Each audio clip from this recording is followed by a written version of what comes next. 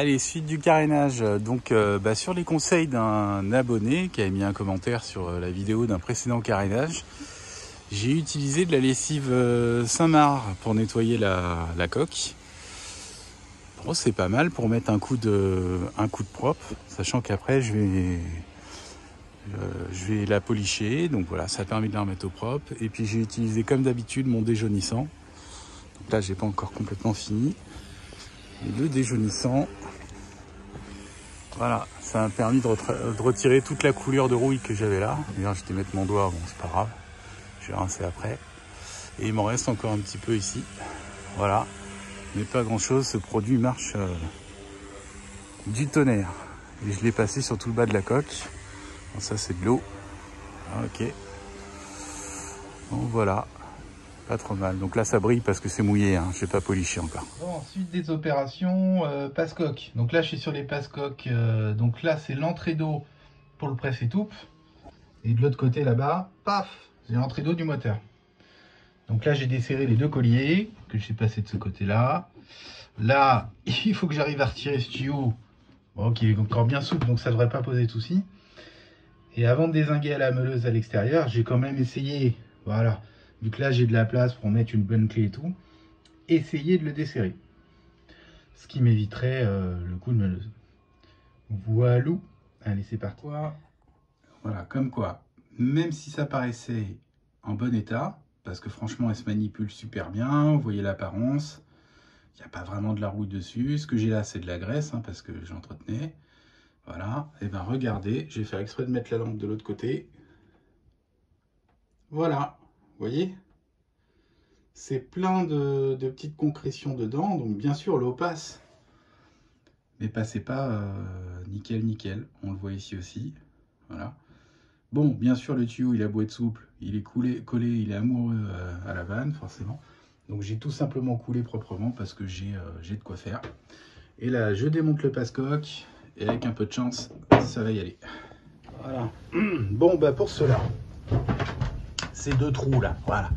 J'aurais pas eu besoin d'utiliser la meuleuse. Ça c'est desserré, c'est bienvenu. Après j'ai juste, voilà, mis un peu de papier de verre de chaque côté pour nettoyer, retirer le silica qu'il y a. Et puis voilà, je continue de nettoyer et puis après je vais poser à blanc. Ok, allez, je vous montre. C'est pas magnifique, mais bon. Alors, je me suis tapé toute la coque à policher. Manifestement, je veux dire, je sais pas forcément super bien faire. Alors oui, c'est propre, mais c'est pas brillant comme dans un miroir, comme on peut voir dans certaines vidéos. Et là, ça c'est la mauvaise surprise, donc c'est pas un problème d'application, puisque j'avais le même anti-fouling orange marine l'année dernière, de la même couleur, et là vous voyez, je me retrouve avec des zébrures couleur brique. Dégueulasse, voilà. Donc j'avoue qu'hier j'étais un peu décontenancé. Bon, ça fait chier quoi, parce que prendre du temps, voilà, pour faire un beau boulot et se retrouver avec ça, c'est vraiment abusé quoi. Voilà. Donc orange marine, hein, je compte sur vous, mais je vois pas la solution que vous pourriez trouver, puisque de toute façon mon bateau sera de retour à l'eau. Tout ce que j'espère, c'est que au moins l'anti-fouling est efficace. Mais là clairement il y a une anomalie sur les pigments quoi. Les pigments ou autre chose, j'en sais rien, mais le couleur brique dégueulasse partout, c'est pas possible quoi. Dégueulasse. Bon. Là c'est pas comme si j'avais le temps de recevoir d'autres pots et de repasser une couche quoi. Voilà. Donc c'est vraiment le truc quand ça arrive, c'est vraiment la galère. Bon. Voilà, donc j'ai nettoyé les lisses également. Voilà, hop, tac. Oh, il reste des petits endroits qu'il faut que je finisse là, qui sont difficiles à atteindre avec la machine que j'ai, mais avec un petit Dremel, avec un petit truc à poncer, là j'arrive à faire quelque chose de propre. Ici, alors j'ai pas fini de retirer le joint en silica, hein, donc regardez pas. Voilà la nouvelle arrivée d'eau. Autour là j'ai mis de l'époxy. Parce que la mauvaise surprise que j'ai eue, c'est vous voyez le demi-cercle là. Ça c'était une grille qu'il y avait avant. Et la grille, elle était fixée avec des vis. Et puis bah, les mecs qui ont installé ça, alors c'est pas le moteur d'origine, donc j'imagine qu'ils ont refait une entrée d'eau ici. Bah ils ont mis des vis de différentes tailles, quoi. Et puis forcément, bah t'en as deux qui sont passés au travers, voilà.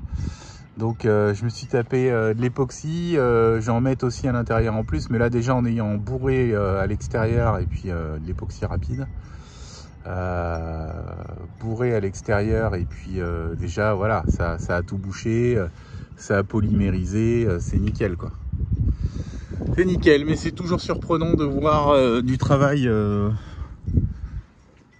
de certains pros, hein. Bien sûr, heureusement ils sont pas tous comme ça, hein, loin de là. Voilà, là aussi il faut que je finisse tranquille. Donc ce que j'ai fait hier, c'est que j'ai mis 6K sur l'extérieur, 6K à l'intérieur, j'ai serré à la main avec un copain Domi à l'extérieur qui vérifiait que rien ne bouge. Et puis tout à l'heure je remettrai un petit quart de tour, parce que ça sert à rien de forcer comme un bourrin, hein. C'est le 6K qui fait pour moi qui fait le job. Et puis après, même avec la météo qu'ils annoncent, je pourrais monter tranquillement mes vannes à l'intérieur avec le produit qui va bien. Voilà, donc ici aussi vous voyez, hein, couleur brique horrible. Et puis là voilà, là on s'est arrêté là hier, on était arrivé au bout d'un pot, donc voilà, on va reprendre. Mais clairement, quand même hallucinant cette histoire, c'est la première fois que ça m'arrive. Allez, je continue. Voilà, voilà le résultat intérieur. Donc bah pareil, hein, 6K entre la collerette et la coque. Il y en a qui le font pas. Pourquoi pas, j'en sais rien. En attendant, moi ça me rassure. Je le fais des deux côtés, je suis tranquille. J'ai resserré l'écrou à la main comme je le disais tout à l'heure. Et puis ici, là, on voit celui-ci, pareil. Tac. Alors ça, c'est un des meilleurs moments du carénage. C'est le moment où on retire le scotch de masquage et on n'a plus qu'à admirer le résultat. Nickel. Allez, je récupère mes deux mains. Bon bah c'est pas mal quand même, hein. Malgré, je vais essayer d'oublier les couleurs briques là. Et sinon, ça fait quand même du bien de le voir comme ça. Chaque année là, de repartir comme il faut. Impeccable. Bon bah après il me reste plus qu'à finir la partie plomberie à l'intérieur. Et puis les bandes déco que je vais faire également. Bon, quelques nouvelles du bord. Pour l'anti-fouling, Orange Marine m'a répondu. Ils m'ont dit qu'ils ont dû se planter un petit peu dans le mélange. Ça devait pas être assez mélangé et du coup il y a trop de cuivre. Donc ils m'ont dit que hormis l'aspect esthétique, ça serait au contraire plus efficace et que ça posait aucun souci. Et qu'en plus une fois de retour à l'eau, ça reprendrait sa belle couleur noire. Ok. Et ils m'ont proposé de m'envoyer un autre pot juste pour le côté esthétique parce que pour eux il n'y a aucun intérêt hormis l'aspect esthétique quoi. Voilà, donc ça marche très bien. Voilà, donc fin de l'histoire avec Orange Marine pour le moment. Pour décoller les bandes comme ça, parce que sur mon premier bateau j'avais galéré avant de trouver la bonne méthode. C'est simple, soit un sèche-cheveux, soit un pistolet chauffant comme j'ai là, vitesse 1 assez éloigné, il n'y a pas besoin de chauffer comme un bourrin.